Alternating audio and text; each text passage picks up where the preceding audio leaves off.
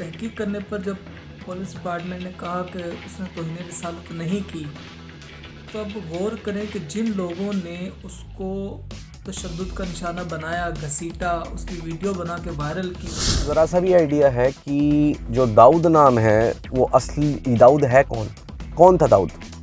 आपको पता है कि दाऊद जो था ये यहूदी है कौन? कभी बैकग्राउंड में गए हो, कभी किसी चीज़ को जांच? याकूब के बेटे थे। अब याकूब कौन है? इंग्लिश में याकूब जेकब है। अब जेकब कौन है? जेकब जो है जहां से यहूदी पूरी क्या निकली है, ये जो कैलीजियन नस्ल है उन पर ब्लेसफेमी लगाई जाएगी, कुफ्र लगाया जाएगा, तौहीन वो कर रहे हैं किसी भी मजहब की, फिर उन सब पे एक ही मजहब के लिए काहे को फिर हर मजहब पे लगाया जाए ना, कि फिर आपके पास फ्रीडम क्यों है दूसरे को बेइज्जत करने का? आप दबाते हो, आप दूसरे को बेइज्जत करते हो, ह्यूमिलिएट करते हो। और अगर praise the Lord, this is angel. तो जिस तरीके से अभी एक गर्म मुद्दा चल रहा है, तबीता गिल जो कि एक गॉस्पेल सिंगर है पाकिस्तान की, और कल जो वाक़या हुआ, हमारी जो मसीह खातून तबीता जो नर्स भी हैं और गॉस्पेल सिंगर भी हैं, उनके साथ जो वाक़या पेश कराची में हुआ, अब तहकीक करने पर जब पुलिस डिपार्टमेंट ने कहा कि उसने तौहीन रिसालत नहीं की, तो अब गौर करें कि जिन लोगों ने उसको तशद्दुद का निशाना बनाया, घसीटा, उसकी वीडियो बना के वायरल की, उसको तौबा भी लिखवाने की बात करते रहे, तो मेरे रियासती इदारों के तमाम सरबराहान की बारगाह में अपील है कि उनकी वीडियो में ज़ाहिर वाज़ेह चेहरे भी हैं, नुमायाँ उनके अपने वीडियो भी बनी है, तो उनको भी कड़ी से कड़ी सज़ा दी जाए, ताकि आइंदा कोई भी मुतशद्दिद या जुनूनी मजहबी शख्स जो है 295 ला को अपने हाथों में जो ला कर इस तरह किसी भी अक़लियत बरादरी के फ़र्द को नुकसान न दे। अब आए दिन कहीं वाक़या अक़लियत बरादरी के मसीह खातून के साथ हो रहा है, तो कहीं बच्चियों के साथ हो रहा है, तो कहीं नौजवानों के साथ हो रहा है। तो ये अक़लियत बरादरी के ऊपर जो जुल्म व सितम के पहाड़ ढाए जा रहे हैं, तो मेरी खुदारा वतन अज़ीज़ के वज़ीर आज़म और सदर ममलकत और रियासती इदारों के सरबराहान से अपील है कि खुदारा इन वाक़यात का ख़ुद नोटिस लें और इस ला की तरमीम के हवाले से कोशिश की जाए और इस पर कोई लाया अमल तैयार किया जाए, ताकि कोई भी मजहबी जुनूनी मुतशद्दिद शख्स जो है इस कानून को अपने हाथों ज़ाती दुश्मनी को जो है मजहबी रंग देकर, तौहीन का नाम लेकर इस तरह किसी भी अक़लियत बरादरी पर जुल्म व सितम के पहाड़ न ढा सके, बल्कि इसमें मुलव्वस जितने भी अफराद हैं वो भले किसी भी मज़हब से ताल्लुक़ रखते हैं, भले वो किसी भी सोसाइटी से ताल्लुक़ रखते हैं, उनको कड़ी से कड़ी सज़ा दी जाए, ताकि किसी भी शख्स की ये जुर्रत ना हो कि किसी भी इंसान को तकलीफ़ और अजियत दे। ऐसा नहीं है, क्योंकि आका अलैहिस्सलातु वस्सलाम ने इरशाद फरमाया कि जो मखलूक है ये अल्लाह का कुंबा है, जिसने इसकी हिफाजत की, इसकी इज़्ज़त का ख्याल किया, इसके साथ खैर भलाई की, गोया उसने रब की रज़ा को पा लिया। तो खुदारा अक़लियत बरादरी को भी सुकून से जीने का हक़ दिया। तो ये आप समझिएगा कि हम किसी को बदनाम नहीं कर रहे हैं, पर ये खुद भाई मुस्लिम होके बता रहा है कि किस तरीके से वहाँ पर मसीहों के साथ, क्रिश्चियन कौम के साथ ज़्यादतियाँ हो रही हैं, कभी लड़कियों के साथ, कभी नौजवानों के साथ, कभी किसी के साथ। तो यहाँ पर कोई बदनाम नहीं कर रहा है, यहाँ पर ये खुद लोग जो वहाँ रहते हैं, वहाँ के बाशिंदे हैं, वो खुद इस चीज़ को बता रहे हैं। तो समझ जाइए कि वहाँ की अंदर की हालत कितनी ख़राब होगी। आप ये समझिए कितनी जाहिलियत भरी हुई लोगों के अंदर, उनकी रगों में है। 2 मिनट के लिए इमेजिन कीजिए, गैर मुस्लिमों के लिए उनके अंदर किस तरीके से नफ़रत डाल दी गई है, जस्ट इमेजिन। और मैं इस भाई का भी शुक्र करता हूँ, ये जो मुस्लिम भाई इसने अपनी आवाज़ उठाई और इस चीज़ को बताया उसने कि ये ज़्यादती हो रही है। तो मैं इस भाई के लिए शुक्र करता हूँ खुदावंद। तो फिर इस डैमेज को कौन भरेगा? यहाँ पर ये सवाल उठता है, क्या पाकिस्तानी हुकूमत क्या इसके लिए कोई कार्रवाई करेगी? क्या उनको कोई ऐसा हर्जाना दिया जाएगा, कोई कंपनसेशन दिया जाएगा जो ये पब्लिकली हुआ है? और क्या इस कानून के ऊपर लोगों को और पाकिस्तानी हुकूमत को क्या सुनवाई करनी चाहिए या नहीं करनी चाहिए? कि वाकई में इसका गलत इस्तेमाल हो रहा है और लोग अपने पर्सनल जो भी दुश्मनियां हैं उन्हें निकालने के लिए या किसी भी तरीके से अगर वो समझ लीजिए किसी क्रिश्चियन पे ही मान लीजिए कन्वर्ट होने का दबाव बना रहे और वो नहीं होता, तो इस तरीके से भी केस देखे गए हैं बीते सालों में, बीते दिनों में, कि जब वो नहीं माने तो उनके ऊपर फिर क्या हो जाता है, कई बार चल भाई हो जाए, नहीं तो जैसे आसिया बीवी के साथ ही हुआ और फिर कन्वर्ट होने का उनके ऊपर केस लगा देते हैं। खैर, अभी बात यह है कि दो बातें ये नर्स जो कि इन्हें असॉल्ट कर रही थी, इन पे हाथ उठा रही थी, वो ये कह रही थी कि ये कह रही है कि भला हो यहूदियों का कि उन्होंने मोबाइल फ़ोन बनाया, पहली चीज़।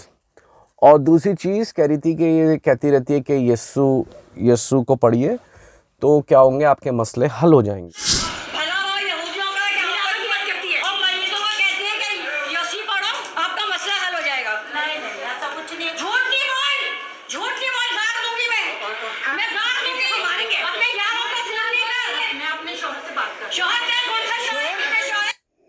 अगर उसने ये बात बोली दी, मैं कह रहा हूं अभी तो ये नर्स ने ऐसा बोला कि उसने बोला, अभी ये चीज़ का भी प्रूफ नहीं है कि बोला या नहीं बोला, और मैं कह रहा हूं अगर बोल भी दिया, हम ये मान लेते हैं कि बोल दिया, तो अगर बोल दिया कि यहूदियों का भला हो कि उन्होंने मोबाइल फ़ोन्स बनाए, तो इसमें दिक्कत क्या हुई ये भी बता दीजिए मुझे, क्या प्रॉब्लम हुई इसमें?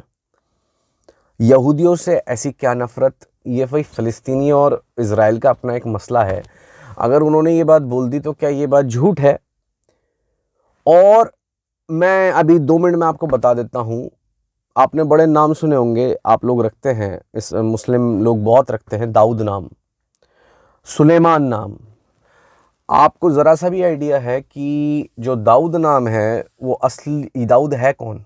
कौन था दाऊद? आपको पता है कि दाऊद जो था ये यहूदी है कौन? कभी बैकग्राउंड में गए हो, कभी किसी चीज़ को जांच पड़ताल करा, किसी ने नफ़रत भरी किसी के लिए, ब्रेन वॉश करा और बस आपको वही चीज़ लगने लगी? आपको पता है कि यहूदी हैं कौन? इज़राइल में इस वक्त सारे इज़राइली जो रहते हैं, अब उन सबको ज्यू ही बोला जाता है, यहूदी ही बोला जाता है, बट एक वक्त में जो यहूदी थे असल में वो 12 कबीलों में से एक कबीला था इज़राइल का। याद रखना इस बात को, 12 गोत्र, 12 ट्राइब्स, उनमें से एक ट्राइब यानी एक कबीला जो था वो किसका था? यहूदी यानी ज्यूइश कबीला। और ये यहूदी कबीला ऐसा था, 2 कबीले इज़राइल के, 2 गोत्र सबसे खास थे, एक था यहूदा और दूसरा था लेवी। लेवी में से सारे काहिन यानी कि प्रीस्ट निकलते थे, जो कि यरूशलेम में जो यहूदियों का मंदिर था, ये हैकल जो थी, उसमें क्या करते थे? खिदमत करते थे, कुर्बानियां चढ़ाते थे और इबादत करते थे खुदा की, ज़बूर गा कर। इस बात को याद रखना, ये लेवी जो कबीला था, लेवी गोत्र, वो ये काम करते थे। जो यहूदी गोत्र था, यहूदी कबीला, ठीक है ना, जो ट्राइब था, ज्यू ट्राइब, ज्यूइश, उनमें से सिर्फ बादशाह निकलते थे। कौन निकलते थे? राजा, बादशाह। तो जितने भी इज़राइल में बादशाह हुए हैं फिर शाऊल के बाद दाऊद से, तो दाऊद की ब्लड लाइन से निकले जो यहूदा में, जिन्होंने पहले इज़राइल में फिर यहूदा में, फिर हम देखते हैं बीच में पार्टीशन हो गया था, तो वो किंग्स जो निकलते थे वो यहूदा में से, यहूदी जो गोत्र था, कबीला था, उसमें से निकलते थे। और सुनिए, जो दाऊद थे, दाऊद, मैं कह रहा हूं दाऊद, जो कि असली नाम है दावेद, इंग्लिश में जिसे डेविड बोला जाता है, और असली उसका जो नाम है वो है दावेद, जिन्हें फिर आप दाऊद भी बोलते हैं। आपको पता है दाऊद क्या नाम है?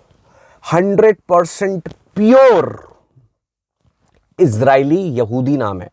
इट्स अ ज्यूइश नेम, क्योंकि दाऊद जिस कबीले में से थे, ताल्लुक रखते थे, जिस गोत्र में से ताल्लुक रखते थे दाऊद, वो 100% यहूदी कबीला था।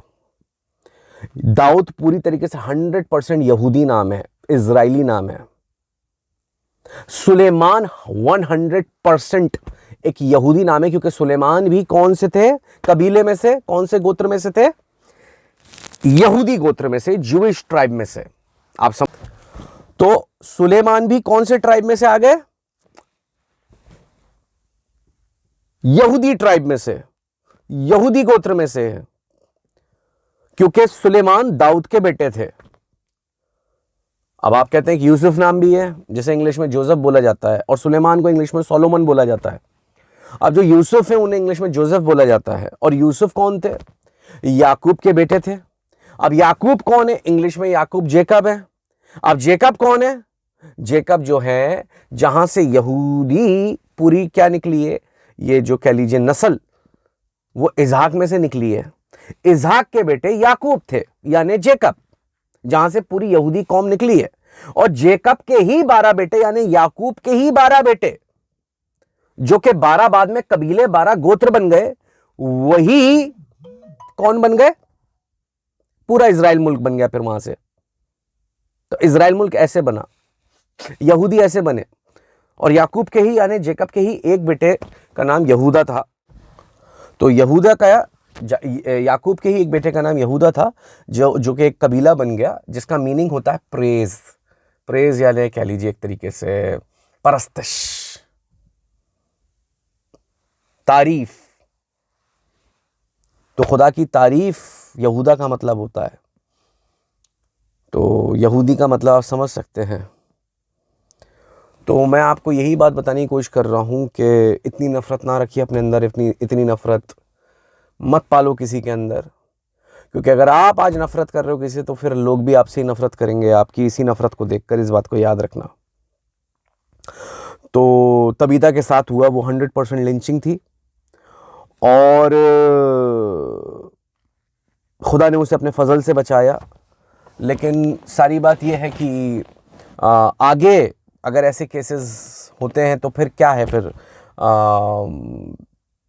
आगे ये केसेस ना हो, उसके लिए अब पाकिस्तानी हुकूमत या वहाँ के कोई सोशल एक्टिविस्ट हैं, या कोई है वहाँ पर कोई अगर जो माइनॉरिटी के लिए आवाज़ उठा रहा है, तो क्या उनकी क्या इसके लिए आगे मैं समझता हूँ कार्रवाई रहेगी।